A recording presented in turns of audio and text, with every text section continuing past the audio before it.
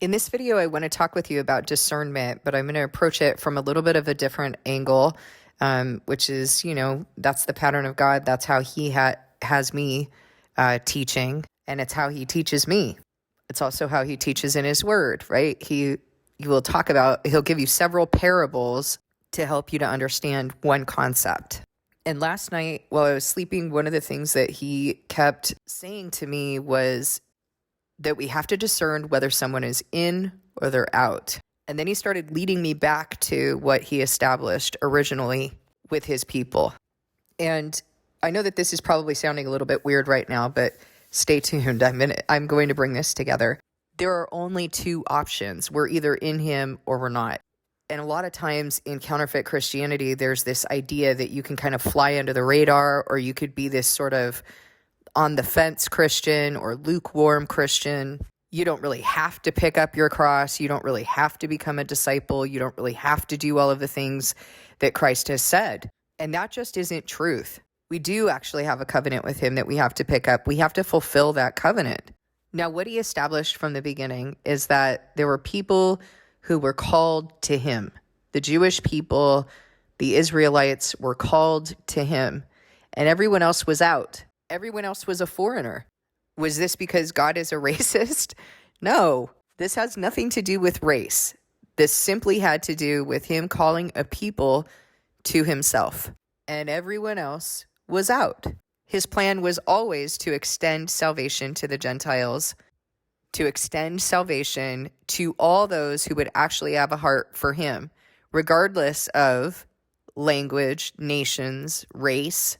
But in order to establish our understanding of separation, he established it this way. And so you can see why the enemy has made certain things into a race thing, why there's this propaganda right now about white Christians, because he's wanting to distort things and he's wanting to make it an issue that it is not. It's never been. It was never an issue of race. So what God established is that his people who he called to himself were to be holy. So he separates the holy from the unholy. He separates the clean from the unclean. And he approached it from another angle with regard to food. You're to eat this food, but these foods are unclean. And so if you put this food in your body, you'll be clean. If you put this food in your body, you will be defiled. And when Jesus came, he helped us to understand why that had been established. And he said, nothing is going to defile you that goes into your body. It goes through the body and it comes out. It's what comes out of your mouth that defiles you, because it's coming from your heart. And then again, when Peter was told to eat these animals that had been historically been unclean, he said, no, Lord, I've never eaten anything that's unclean. And he was told, don't call anything unclean that I have made clean. And this was in regard to the Gentiles. So many different ways that the Lord has approached this topic of being set apart. And again, he's told us you are not to become part of the world.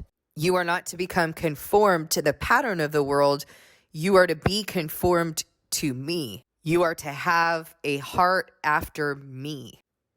When we're talking about the topic of discernment, we need to be very clear and dispel these false doctrines that have been taught in counterfeit Christianity.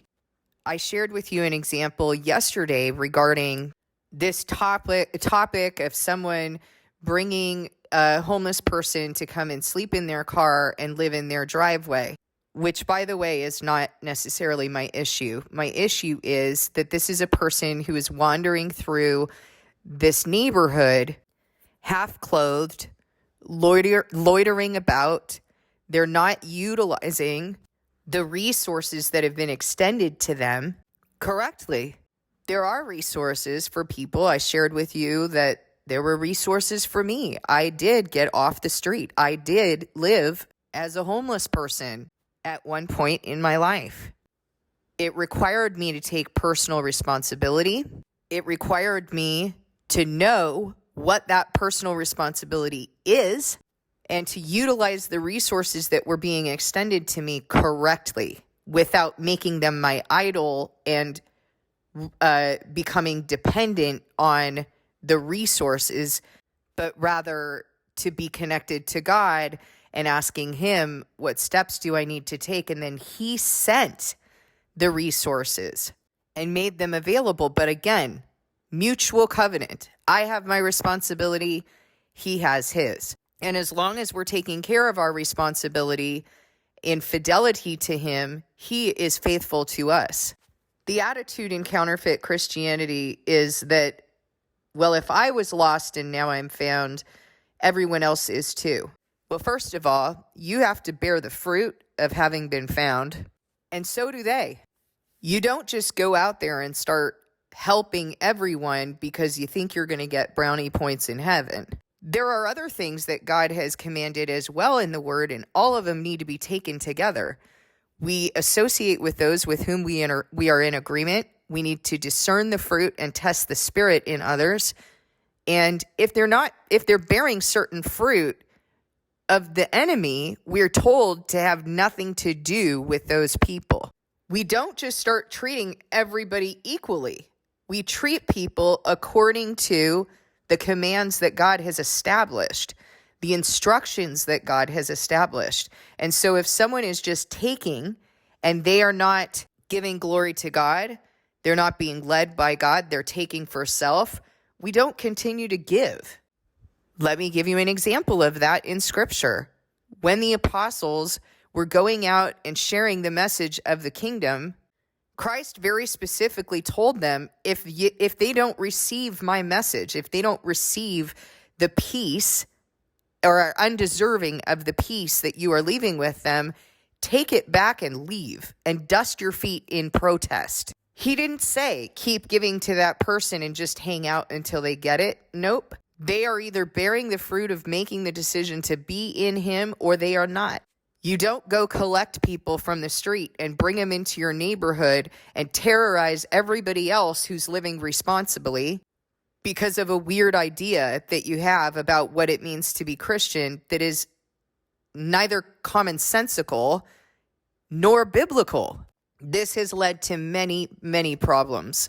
People tolerating and excusing bad behavior in a family by a family member who is terrorizing that entire family. And now everyone's got an issue because the entire family has been forced to be terrorized by the spirit in that person. And that is wrong. And likewise, you don't do that in a neighborhood. You don't do that in the body. Let me give you an example of that. When a man was sleeping with his father's wife in the church, Paul said, I've already handed him over to Satan for the destruction of the flesh, that his soul might be saved. He didn't say, well, just make him more comfortable with his sin, make him comfortable until he gets it. Who are we to decide that? Even Jesus, when he was here, taught us to discern by whether or not someone is bearing the fruit and they're able to hear the message. And when the people did not understand his message, they rejected his message, they spoke against his message, they accused him, he said, why are you not able to hear my message? It is because you are children of the devil, and your desires are to do his desires. So it doesn't make sense for us to just willy-nilly bring everyone off the street into the same resources that we are offering everyone else. It doesn't make sense to bring someone into your home and allow the spirit of the devil in them to terrorize your entire family or neighborhood. We have to discern whether that person is in or they're out, whether they're in the body or they're not. Now, I want to remind you of something else that God established. He established that those who were in, Israelite slaves or servants, someone who sold themselves to you because of a debt, were to be treated differently from foreigner slaves. Everyone was to be treated with decency, but there was a distinction between the way that those who were in were to be treated versus those who were out. Those who were in were to be treated like a hired worker. Those who were foreigners were to be treated as slaves, not as a hired worker. Other translations of slave in the Bible include property, and money. And Israelite slaves, even though they were not treated as slaves, but they were in fact property for a given amount of time, were to be set free during the year of freedom. And there was a given amount of time that they would work for you. In contrast, foreigner slaves could be bequeathed to your children. So they could be handed down as slaves generation to generation. Why did God establish this? Because at face value, it can be difficult for us to understand why God would do this. But he has established certain things in order to teach us his heart, his intentions, and spiritual understanding. So how does God use slave elsewhere in the word? He wants us to understand what it means when we sell ourselves into bondage, when we are slaves to sin, what it means to work off our debt, what it means to be redeemed. Those who are in him are going to work off a debt, even though that debt won't save them. They are going to work off that debt. We do have a purpose that we are fulfilling, or rather that he is fulfilling through us, and that he set us apart to fulfill within this body. We are going to be set free when we are saved. But until then, we are working off a debt in this covenant. We do need to be servants of God, but we are treated differently when we have faith and we're justified by that faith in our hearts. We are treated differently.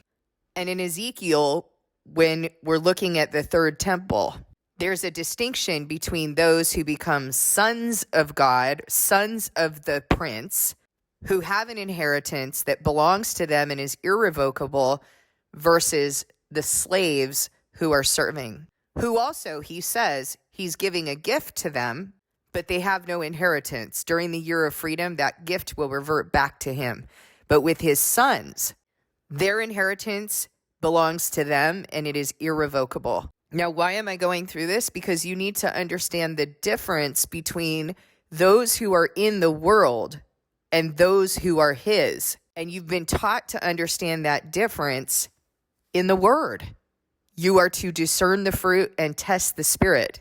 And if you're not doing that, well, then you're just making up your own rules about how you're going to get brownie points. And none of that will be to your credit because you have not been connected to God. You have not received that from him. You decided to make your own doctrine. You decided to make your own ministry. You can't fulfill that covenant. You can't work off that debt if you have no regard for the covenant. If you have no regard for what your master wants from you. If you have no regard for what he's taught you. And you just decide to do certain tasks on your own. To pick and choose what you think is going to justify you. We have to understand whether we are in or out and whether others are in or out based on the fruit and testing the spirit. Thank you for listening. God bless you, and I'll see you in the next video.